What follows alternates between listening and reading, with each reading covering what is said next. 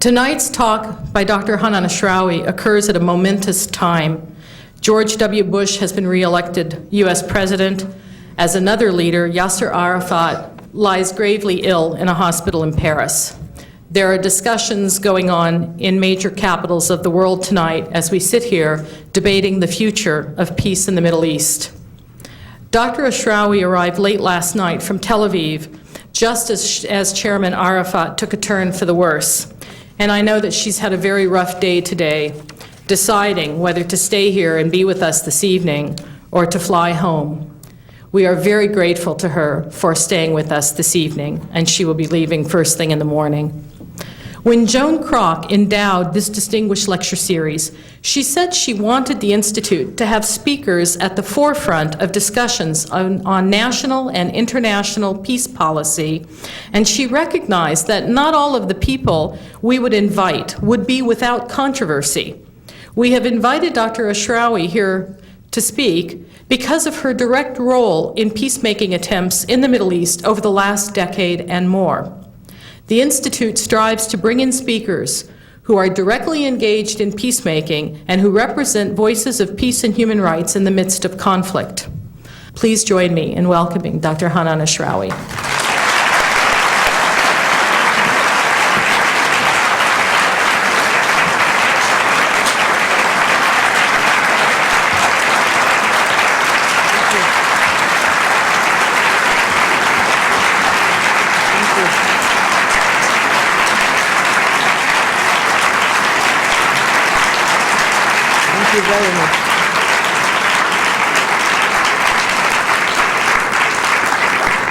Thank you.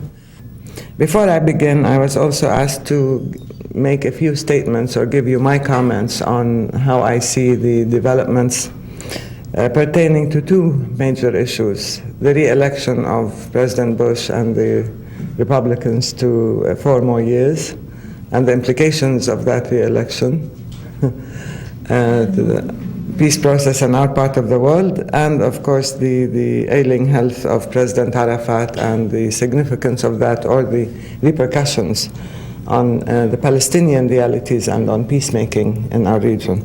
So I will try to be brief because I have prepared notes that go beyond that, but they're quite relevant actually, in the sense that we feel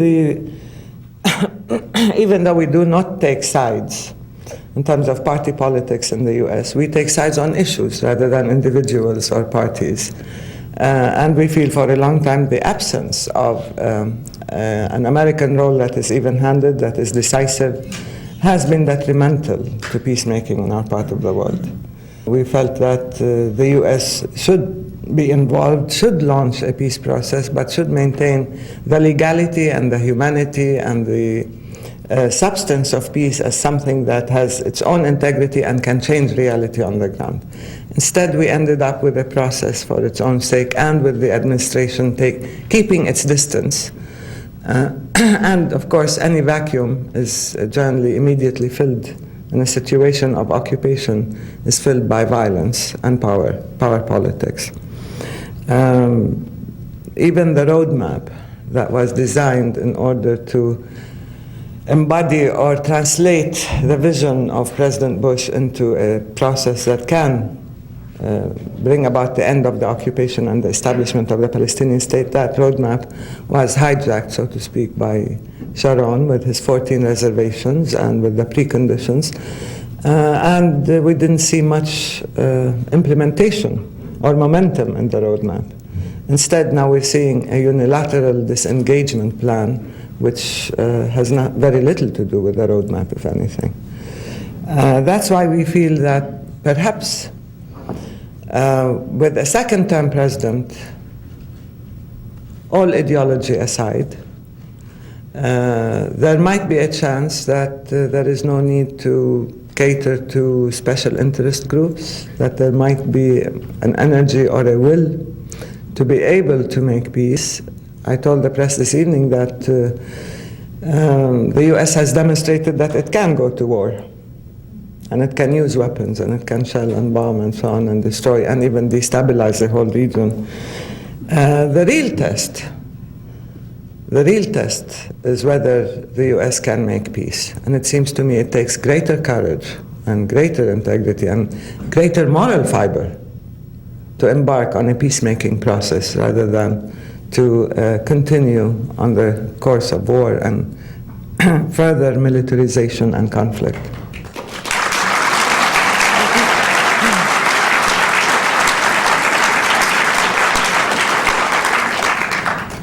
And I'll be talking probably more in detail about a proposal I worked out for how to re-energize the peace process. If you have time, I can share it with you later on. As far as President Arafat is concerned, there is, of course, the human angle. I always begin by giving every individual a human consideration. Every human life is valuable. And it's very difficult to see the passing of a man who has had such an impact on our lives and on our history. He is, after all, a historical figure. He does embody Palestinian struggle and Palestinian national identity. And even those who disagree with him and who argue with him, like I did for a long time, see in him a person who dedicated his life to the cause of his people. And therefore it's not easy to see him being dehumanized, being demonized, and being blamed for everything. He was a very convenient scapegoat for Sharon, who blamed him for even Sharon's own actions or misdeeds. Sharon didn't want a peace process, and he went ahead, pressed ahead with his policy of assassinations, of land acquisition, even of building the apartheid wall. And he blamed Arafat for that. And Arafat, who was imprisoned in his bombed headquarters in 2 rooms, living in extremely unhealthy conditions, constantly being blamed while he's being held hostage and capable of moving. And of course that conveniently helped Sharon evade any peace process and avoid implementing the requirements, imperatives of peace, particularly the 14, the roadmap and the requirement to stop all settlement activities, and of course the ICJ ruling on the illegality of the wall. But Arafat will not be easy to replace. I think if he passes away, and he is in a difficult situation, his health is critical, he's moving from consciousness to unconsciousness, back and forth. He is weak, he is frail. I did talk to people who were with him this afternoon, and his condition is critical. But anyway, should he pass away at any time, it's very clear that he won't be replaced easily, because there's no person of his stature or status historically in Palestine. I think it will be the end of an era, which is the end of an era globally probably, where you see a larger-than-life person who embodied a nation. You saw that in Mandela probably, you saw that in others, but nowadays, and maybe Arafat had a very difficult time making the transition from the revolutionary to the statesman or to nation-building leader. Still, that doesn't diminish his role, and the fact that the Palestinian people feel they owe him loyalty. So that would be the end of the larger-than-life historical figure. But at the same time, Arafat functionally occupied different positions. He is the head of the executive committee of the PLO. He is the chairman or the head of the Palestinian National Authority. He's the president of Palestine, and he also heads the Fatah movement, which is the largest political party in Palestine. And I doubt whether we will have one person who will occupy all these positions. I think you will see somebody like Abu Mazen, who's second in line because he's Secretary General of the PLO executive, as he is now carrying out the work of the PLO executive as Secretary General ex officio. We have a Prime Minister who, in accordance with the basic law, is undertaking executive duties along with the cabinet. Abu Ala, Ahmed Iqra', Abu Mazen is Mahmoud Abbas, of course. And should anything happen to President Arafat, then there will be elections within 60 days. But in the meantime, for 60 days, the Speaker of the Legislative Council, Rawhi Fattouh, will take over until we elect a new president. Fatah, of course, also has its own system, whether it's the Revolutionary Council or whether it's the Central Committee, but they will elect their own leader. So there is in place a legal system, a structural, institutional system. And the Palestinians are determined not to fall apart. And there is a sort of rallying, pulling together to show that we can create institutions, we can legislate laws, and we can abide by them. And regardless of the status of Arafat and his standing, as I said, and the fact that he has been a force for cohesion among Palestinians and unity, that we will be united and we will put the national good, the public good, above any type of political rivalry or personal self-interest. I would like to assure you of that. So far things have been working, and hopefully in the long run they will work. The only way in which to have new leadership is through elections.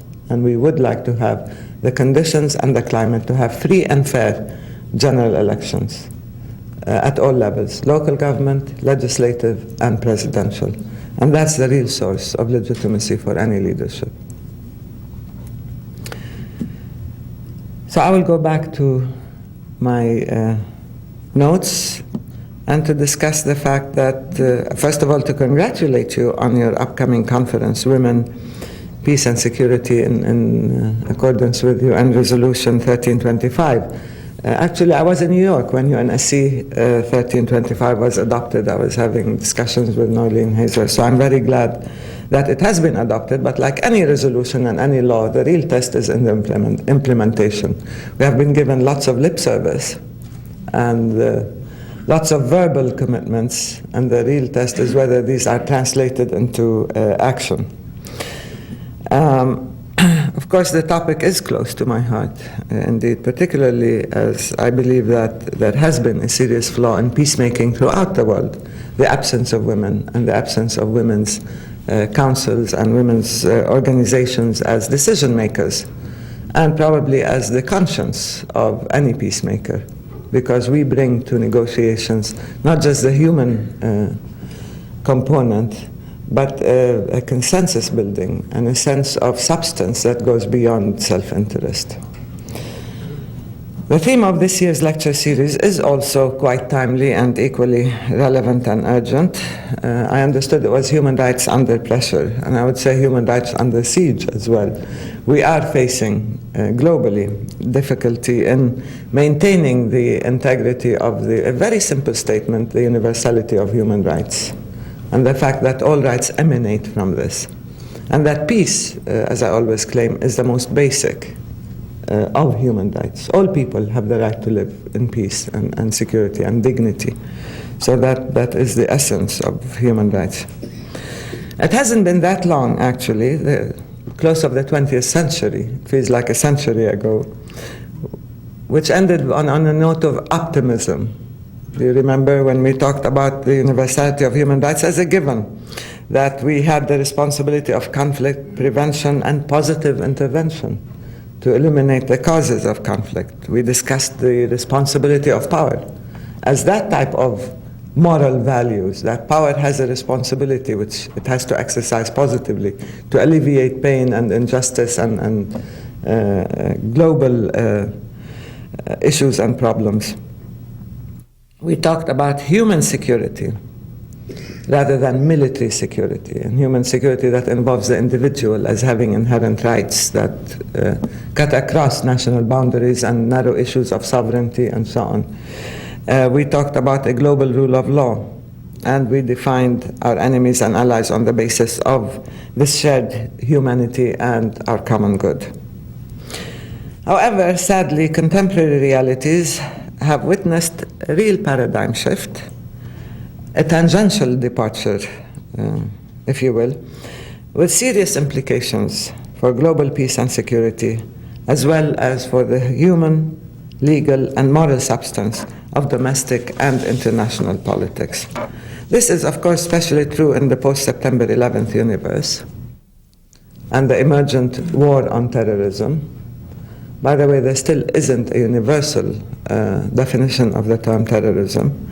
There are lots of subjective definitions. This has unleashed forces that are associated with power politics rather than with the politics of empowerment, whose main features, as we all know, include unilateralism. And of course, the only people who use unilateralism are the strong, and the people who have power to exercise it, and particularly resorting to militarism. And of course, we've seen the emergence of something that's not very new, but resuscitated, which is called the strategic doctrine of preemptive strikes.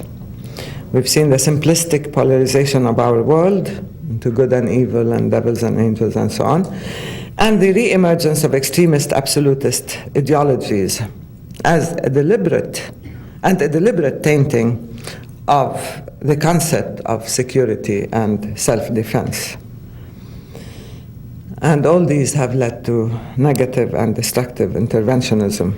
We've seen how even democracy was seen to be imposed by force of arms. You can wage wars to impose democracy. This is part of Wormser's wars. I'm sure you've heard of Wormser's war, the revolution, carrying out a war, an all-pervasive war, in order to pound people into democratic submission. It's Ledin, of course, who coined exporting the democratic revolution. I don't know whether the US is still in the midst of a democratic revolution, but you export it by respecting and exercising democracy, not by waging war on the one hand, or by refusing to recognize the democratically elected leaders of another country, or by choosing non-democratic leaders to be your allies because they do your bidding more easily. So it is not surprising that we are witnessing the degradation of human rights and the distortion of the global peace agenda. We're seeing a systematic devaluation of human lives and the vital values of inclusion and tolerance. Because when one lays claim to absolute truth and absolute knowledge and absolute unaccountable power, then of course there is no tolerance or inclusion. We've seen that with the divine right of kings some time ago, haven't we? And we've seen the resuscitation now of such, again, simplistic notions of the clash of civilizations, war among religions, and other reductive theories, because it's much easier to succumb to the inevitability of conflict rather than to take up the challenge of its resolution. When you say it's a sweeping clash of civilizations, Islam against Christianity, the Judeo-Christian tradition as opposed to the Eastern Islam, then of course you reconcile, you sit back and you say, who am I to stand in the course of such sweeping forces of history and humanity?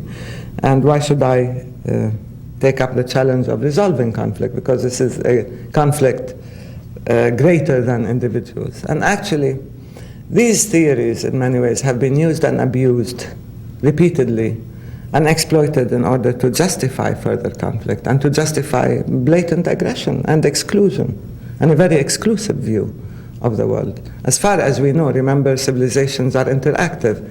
There is no isolated civilization that sort of emerges in a hermetically sealed environment. All civilizations interact and evolve and develop and learn and benefit from each other. Therefore, there is an interactive process. I don't believe that Christianity emerged alone. After all, I come from a place where it emerged from. Many people tend to forget that. So it's not an exclusive monopoly of the West, for example, right? And here you have examples of people who are the longest standing Christian tradition. They come from Palestine. Islam didn't emerge, fully blown with totally with a fundamentalist label posted on Islam. On the contrary, Islam also was responsible for the Renaissance in Europe, in the West, remember? Who translated all these documents, the chain translation? Who brought the Renaissance to the West. So all civilizations benefit from each other, even Judaism also, of course. But whenever any religion or civilization decides that it has the monopoly or becomes totally exclusive and isolated, then this begins the internal decline. And I think then it becomes destructive, whether it's Christianity, Islam, Judaism, Buddhism, whatever, even if atheism becomes a religion. A genuine resolution, of course, of any conflict requires addressing its causes, the underlying injustices, the long-standing grievances that gave rise to this conflict, and therefore requires a collective effort based on legality and justice. In other words, all conflicts must be resolved in context. And this is the contextualization is absolutely important for the understanding of the conflict, for the emergence of, let's say, the organic tools of its resolution. In addition, of course, to universal tools, but there is no one-size-fits-all conflict resolution approach. We discussed this earlier when we were in The Hague, and I still believe it. Each conflict produces its own means of resolution because it has causes. I mean, you have to understand the underlying causes, the deep-seated grievances, and you have to deal with them in ways that would prevent its re-emergence and that would resolve the reasons for its emergence. And of course, when we talk about contextualization, it's not just contemporary but historical. We're talking about the nemesis of the neocons, because they would like nothing better than to decontextualize the world. You've heard Richard Pearl, of course, talk about decontextualization. Just let's take situations as they are and impose on them our own view and dictate how the outcome should be. Now, contextualization is very important. It's a sign of responsibility, maturity, and of course an understanding of I don't want to say organic, but the interrelatedness of humanity as a whole, regardless of cultures and regardless of geographical boundaries and territorial limits, as well as, of course, cultures and so on. Now, the problem is that we have had long-standing, recurrent, or repetitive shortcomings of all attempts at making peace in our part of the world. The failure to address the substantive issues, most of them postponed. The failure to define the objective or the outcome, and quite often to articulate a legal framework or tackle historical roots and causes. As far as we're concerned, every peace process must be a redemptive process. To the Palestinians, the dual injustice of 1948, the myth of the land without a people, of course, we were a people, I described ourselves as a people slated for national obliteration, be cast outside the course of history. We were subject to dual injustice of either dispossession, expulsion, and exile, or living under the oppression of occupation and total loss of freedom. This negation and denial and exclusion, of course, forms the basis of the Palestinian fear of totally being excluded from legality, from human consideration, from humanity. And the solution, therefore, requires, as far as we're concerned, a fusion of identity, a recognition of our identity, our culture, our history, our national rights, our narrative, our right to self-determination, and of course the land. Our identity is closely linked to the land as a people who've lived there for thousands of years, and therefore we need a viable state. We are not willing to live in Bantustans or isolated little population centers totally cut off from each other. And legality, UN resolutions, international humanitarian law, particularly the Fourth Geneva Convention, and so on. And this fusion of these three factors would lead to peace with justice. Again, with that logic, we need our historical and human narrative to be recognized.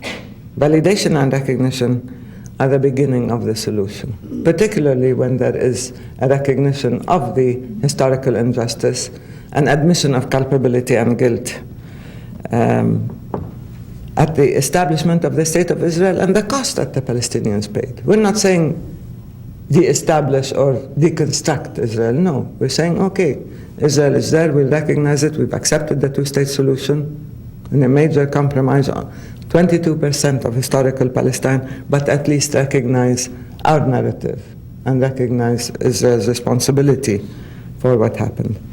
Because once you begin that recognition, you begin the steps for rectification. You acknowledge the rights of the Palestinians, and then you take concrete action and produce effective solutions.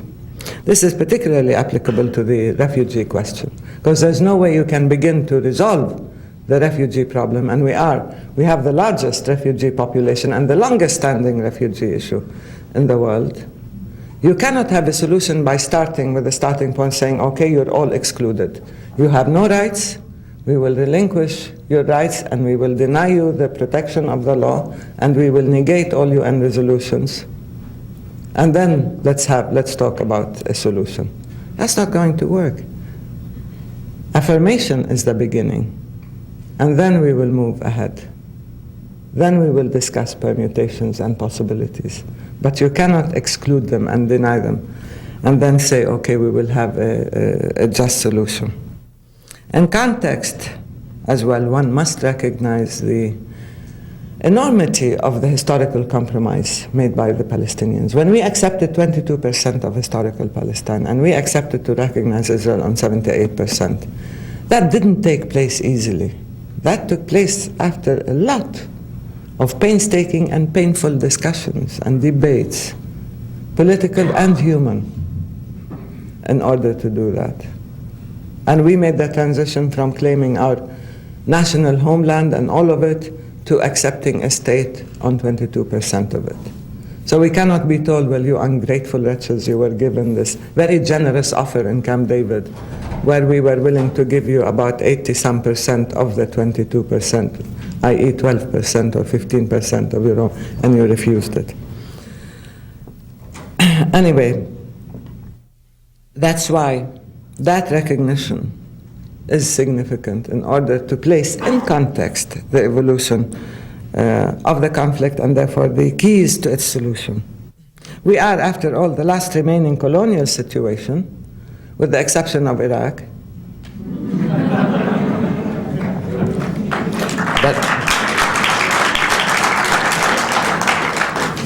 But Iraq is unique in that it is, I invented this word for it, it is the post-neo-colonial colonialism. Ours is a settler colonial situation. And that's why, to the Palestinians, the expanding settlement activities represent a real horror, a land grab and a theft, and the loss of the basis of the two-state solution, and therefore the loss of the substance and the essence of peace. And the same thing applies to the wall that Sharon is building on our land as an embodiment of the worst of the occupation: land theft, resource theft, isolation, and so on. And it explains in context also what Baruch Kimmerling called the politicide of the Palestinians. Because there was a deliberate destruction of the infrastructure, the institutions, and the policy of assassinations and ostracism of leaders, of leadership. This politicide means that you are denying the nationhood of the Palestinians, you are fragmenting the Palestinians and, of course, the cohesive elements, the very fabric of Palestinian society. So you don't have to deal with us as a nation. This is part of the national negation of the Palestinians and the deconstruction of Palestine, a process of de-development. I think we're the only nation that is undergoing de-development. If you trace our history, when we were talking about the women's movement in Palestine, I was talking about the 1920s and how we had a strong women's movement in Palestine, albeit urban, educated, middle class. But it was there. It was part of a global movement, remember, the suffragettes and so on. Now we see ourselves really undergoing the development where our educational programs, our educational services and health services are regressing because of the siege and fragmentation. Childhood diseases are re-emerging. Our educational system is becoming weaker and deficient because in a state of siege and under curfew and so on, people cannot go to schools. Students are missing schools, universities are being affected. Research programs, of course, are sadly lacking. So if you look not just at the fact that our economy has been entirely destroyed and we have over 50% lack of unemployment, as well as about 60%, I think it is 60% poverty level. This is unprecedented in Palestine. We've never had that. We used to be the center of enlightenment, of work, of economic activity in the Arab world. We used to export our brains and people to the rest of the world, and they would come back to us. Now, we cannot even begin to build our own state. We are regressing. But this is a deliberate policy, because once you fragment the Palestinians, then, as I said, you do not have to deal with our national rights and with self-determination, and hence with independence, statehood, and the land, claiming the land. That's why Palestinians now fear that what is happening on the ground, the scorched earth policy in Gaza, the constant incursions, the home demolitions, the wall and its isolation of whole communities, is a continuation of 1948. Described this as back to basics, the Nakba of 48, where there would be an ongoing effort to empty Palestine, to claim as much geography with as little demography as possible. This, again, takes us back to the sense of uprootedness, the uprooting of Palestinians, the razing, 1948, of over 500 villages, total destruction. And now the Bantustanization of Palestinian population centers, entirely vulnerable. And people are worried that there would be what is called invisible or silent transfer or ethnic cleansing, where life would become so difficult for Palestinians that they would leave voluntarily. This was Shamir's plan earlier, where he said we don't have to put them on trucks and kick them out these days. We cannot do that, but what we can do is make life as difficult for them as possible so that they will leave. Now, Palestinians are living in a state of collective trauma, of pain, and therefore people caught in the grip of pain tend to react viscerally and emotionally rather than maintaining a critical distance or a dispassionate and rational response to the cause of their victimization. They're motivated sometimes by revenge, sometimes by anger, and therefore we are seeing the emergence of this situation of mutual infliction of pain, targeting civilians on both sides. This is unacceptable, entirely unacceptable. The innocents are paying the price. And if Palestinian men, women, and children are targeted, it doesn't mean that this gives us license to do the same to Israeli men, women, and children. The innocents should be left out of this. And I believe that the more powerful certainly has the onus, has the burden to demonstrate that they will not use violence against civilians. But at the same time, even under occupation, we have to maintain our moral fiber and our commitment to not to target Israeli civilians, no matter what the provocation.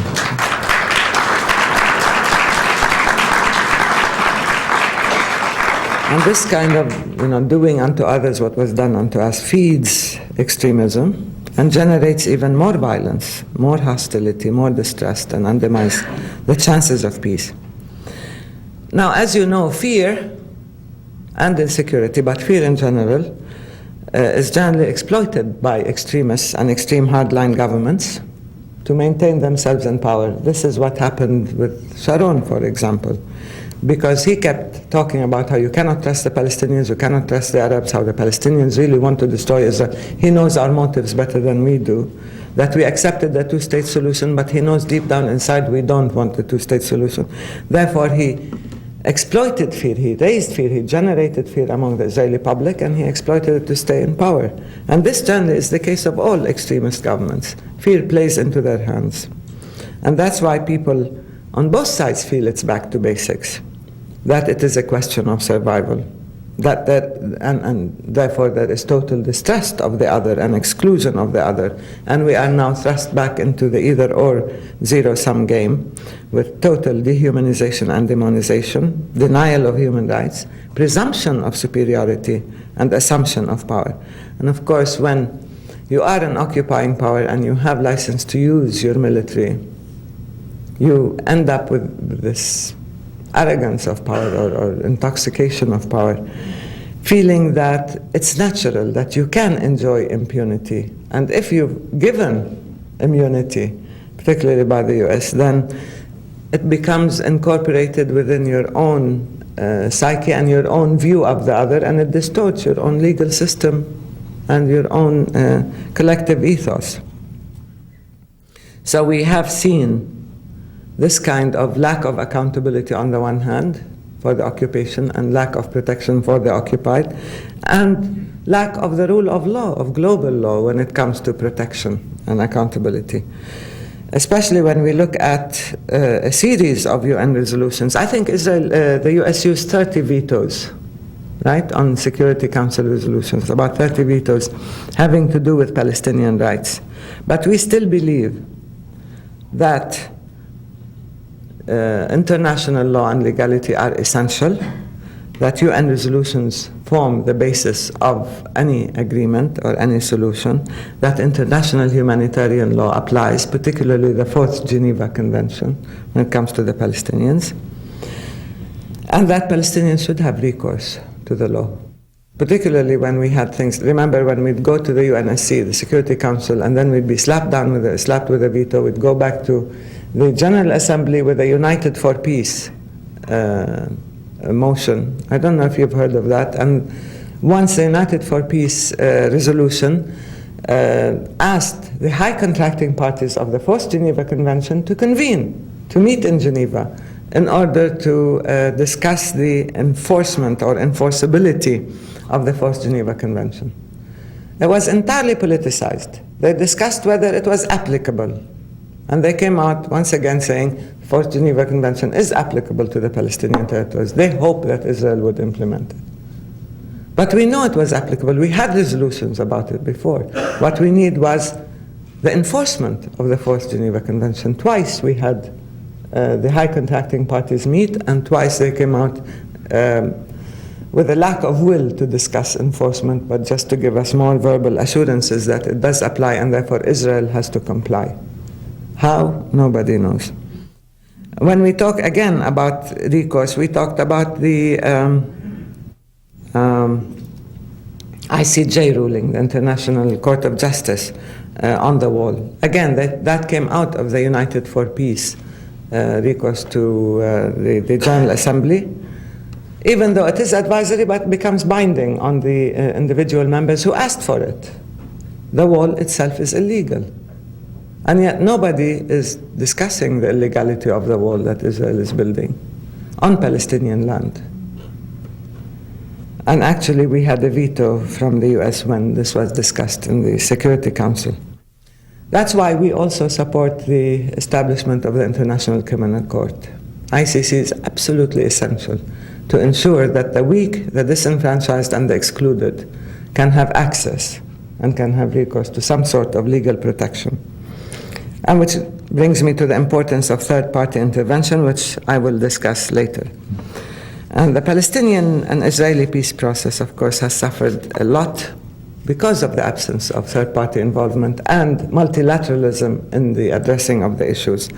Bilateralism does not work in our case because there is an asymmetry of power, because there's a situation of occupied and occupied. So you cannot say, okay, all of you people under occupation, negotiate yourself out of your bondage with your occupier. It doesn't work.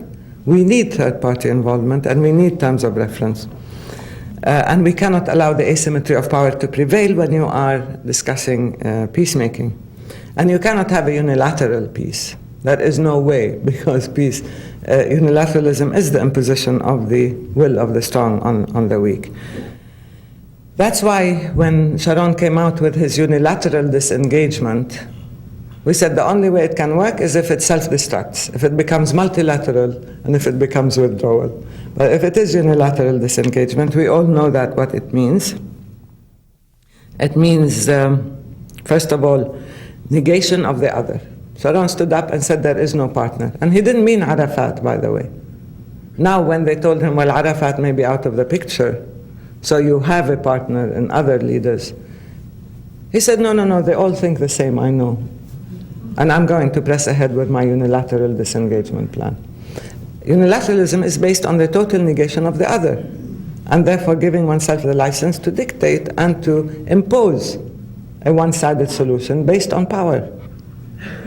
That's why we feel it won't work. Unilateralism isn't going to work. If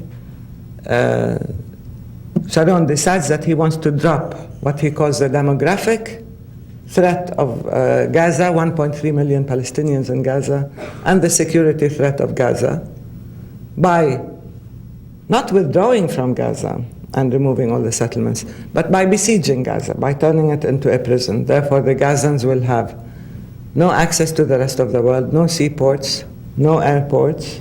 They cannot control the territorial waters. They cannot control the airspace, and they cannot control the land crossing points. So what is Gaza? It is still legally occupied territory, because Israel also would give itself the right to carry out incursions and to enter and to arrest and to assassinate at will. So it's just a redefinition of the occupation. And Gaza will be reoccupied and will become a real pressure cooker and will blow up and will become a greater security liability in that case. So we need the linkage between Gaza and the West Bank, territorial, legal, political. We need this withdrawal to become full, this disengagement to become full withdrawal. There's no way the occupier can disengage from the occupied. You have to withdraw, but you have to withdraw giving them freedom. We need, again, assurances and guarantees that there would be no payback in the West Bank. We cannot have this April 14th love fest. I'm sure I don't know how many of you remember it, where President Bush declared that the Palestinians have to become realistic. We have to accept population changes that were carried out by Israel. So in any solution, we must accommodate the fact that there have been population moves. In other words, we must violate international law, the Fourth Geneva Convention, and legalize the settlements. Bestow retroactive legitimacy on illegal settlements that violate the law, because we have to be realistic. And we have to be realistic also as far as the refugees are concerned. How can we expect them to return? Well, if Israel expects to bring in Jewish communities from all over the world into Israel and calls it the law of return, we have a right of return enshrined in the UN and UN resolutions. And how come some people have rights and others don't have any? How come there are precedents dealing with refugees that are inapplicable? Anyway, so we ended up accused of not being realistic if we do not accept the facts created on the ground that would contribute to greater land theft in Palestine. Israel wants, of course, to annex the major settlement clusters, the three of them, Ariel and Ma'ale Adumim and Gush Etzion, and fragment the West Bank. And of course, it wants to exclude all Palestinian refugees from any solution, and it wants to annex Jerusalem as a whole. And what's happening now with the wall is total annexation of Jerusalem. So you ended up with the US not only preempting final status talks by taking sides, but violating international law and giving Sharon room and power to carry out these actions on the ground. This way, the two-state solution is being undermined, is being entirely removed, and you would end up with the two other options which will not work: the one-state solution or the no-state solution. The one-state solution, of course, depends on demography, and anything based on demography I find is absolutely racist. I do not determine rights on the basis of either religion or ethnic origin or whatever. I do not think that the way we have to get our independence is by having more and more children in order to enter into a race of demography with the Israelis. No, I believe Palestine should be pluralistic. We should have a state that has Christians, Muslims, Jews, non-believers, Buddhists, whatever you want, openly. That should be our Palestinian state. Now, what the Israelis want is their problem, it's their business. But exclusivity shouldn't take place at my expense. The one-state solution means that we condemn the Palestinians to living under occupation without rights, with the loss of land constantly, until demography becomes the determining factor. And of course, the Israeli army and Sharon are not innocent bystanders. They are taking steps to exclude Palestinians. Look at Gaza now. Why do they want to get rid of Gaza? Because of the demographic threat, because of the so-called, the ultimate ticking bomb, which is the Palestinian woman's womb, which I find extremely demeaning as a woman and as a Palestinian. The no-state solution, of course, if Sharon is allowed to continue stealing land and depriving us of the viability, the territorial viability of the state, means that there will be perpetual conflict for both sides. There's an opportunity to have a two-state solution.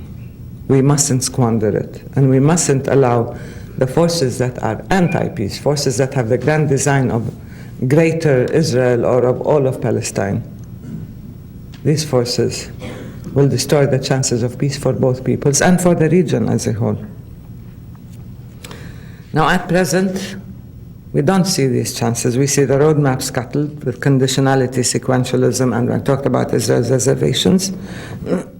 We have no assurance of compliance or commitment to pursue a political course of action. On the contrary, reform among the Palestinians or reform of the Palestinians became a prerequisite and a panacea. Now, we have a reform plan, we have a reform movement, and it is authentic, it is homegrown. It's not something that suddenly the Israelis or Americans discovered, that there is some corruption among the Palestinian leadership and they need reform. We discovered it, we're working on it, we're holding our people accountable. And actually, we have the most active and vocal reform movement. And I had three. I had the PLC Reform Committee, and I had the subcommittee of the National Committee for Reform, and we do have a civil society coalition for accountability and integrity, and we're working on all these three.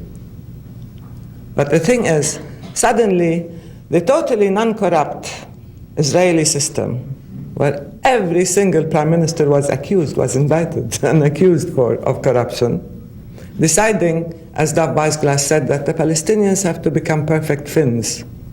We could become Swedes or Swiss if you want, as a prerequisite to even starting a negotiating process. We have, under occupation, where we're being traumatized and killed and our economy and lives destroyed, we have to come up with the perfect democratic system that's entirely puristic and reformed and non-corrupt, while the occupation is the epitome of high moral values, where the corruption in Israel is excused, but it's up to us to demonstrate under occupation that we can be perfect creatures. Now, we understand their concern for our well-being, but I would like them to leave this to us. It's our business, in the same way as their corruption is their business to deal with.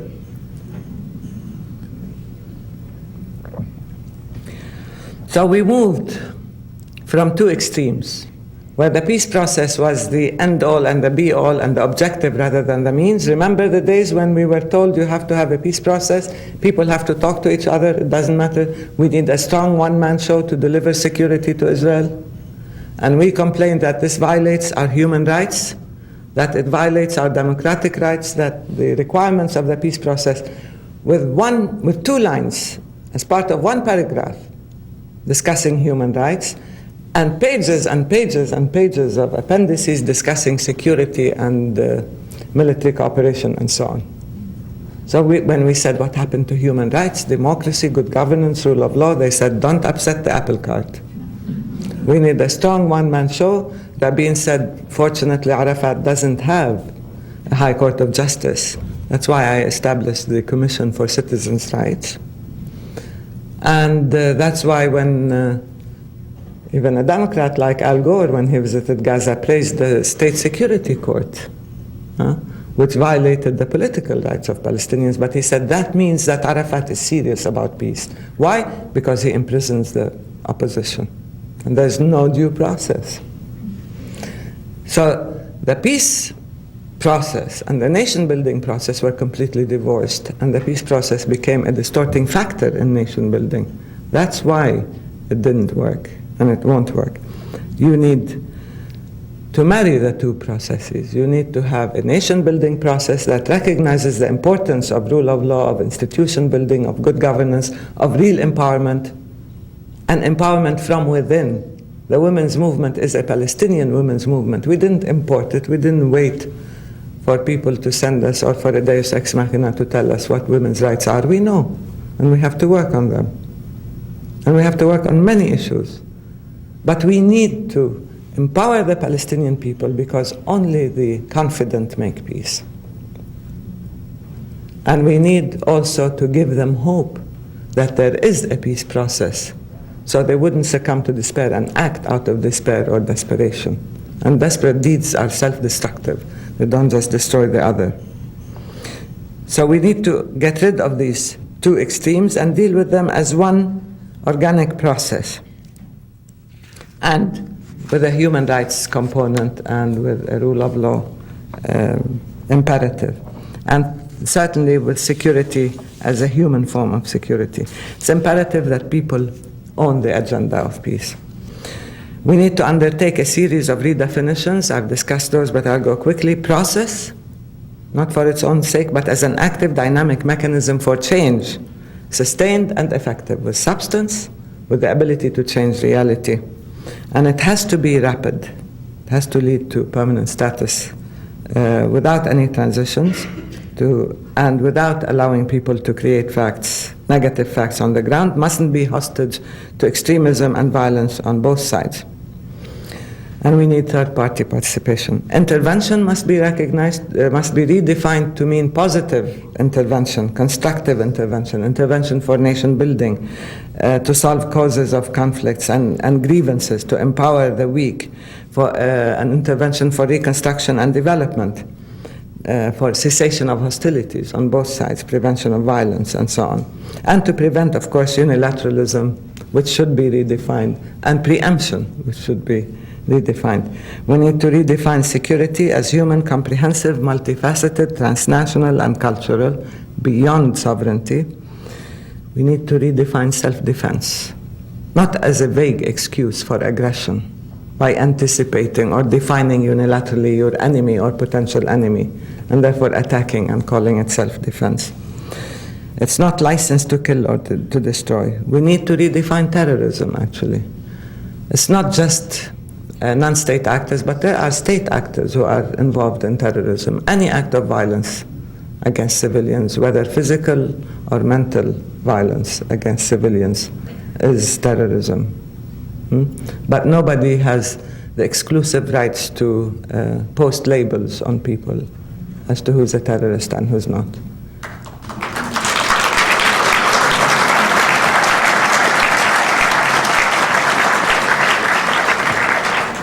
And we as Palestinians have to redefine resistance.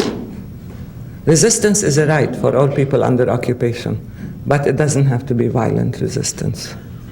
And I believe we're trying to redefine resistance as popular, a massive act of human collective will and spirit that refuses to succumb. It's an active form of peaceful resistance.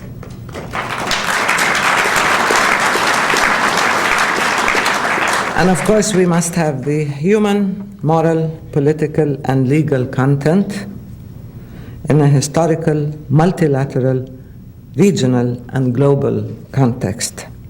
We must redefine the peace agenda that must be rescued from the grip of extremists on all fronts, and we must reform a peace partnership, not the negation of the other, but parity of rights, regardless of disparity of power.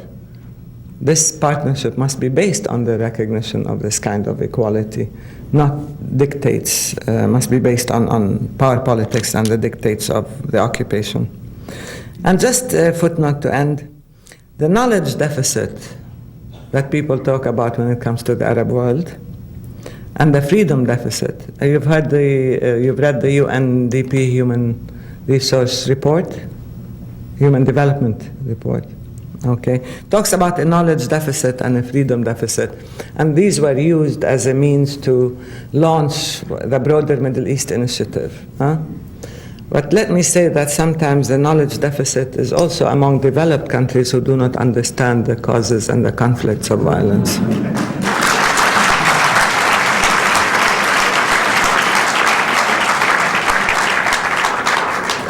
And there's another freedom deficit that they don't understand.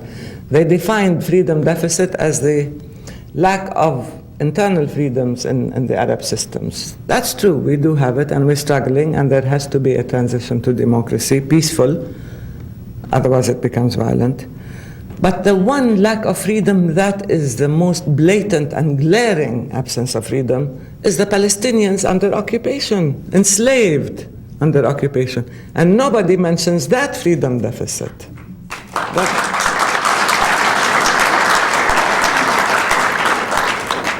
That's what we need. But most importantly, we have to learn from the mistakes of the past, that it's not too late, there is a chance. We have to act. We have to act as an act of will, of determination, and of courage. And I believe it is individual as well as collective responsibility. The engagement must be sustained and effective, not sporadic or subject to the domestic agenda and individual self-interest. There are regional and global implications for war-making in our part of the world as well as peacemaking in our part of the world. Iraq now, as Palestine is being deconstructed, Iraq is being fragmented in a way. It is disintegrating. And it has become a magnet for all sorts of extremists and violence and acts of horror that are taking place. So you don't deal with a problem by creating a greater problem. But anyway, the key to the Middle East, the key to the Arab world, the key to the Islamic world, if there is such a thing, the key is the just solution of the Palestinian question. You cannot do it by skirting the issue and going all over the place and deciding if women are free in Saudi Arabia, then the Arab world will be happy and they will have no grievances. No, the real issue, the heart of the instability, the heart of the lack of development in the Arab world, the cause of all the deficits we talk about, is the fact that the Palestinian question has been allowed to continue and to fester, and that Israel has been allowed to continue with its occupation without any restraints, constraints, or accountability. It is time we solve this, and then you will see a new momentum, a new dynamic emerge, and it will have an impact on the Palestinians, on the Israelis, on the region as a whole, but also globally as a real test for peace with justice. Thank you very much.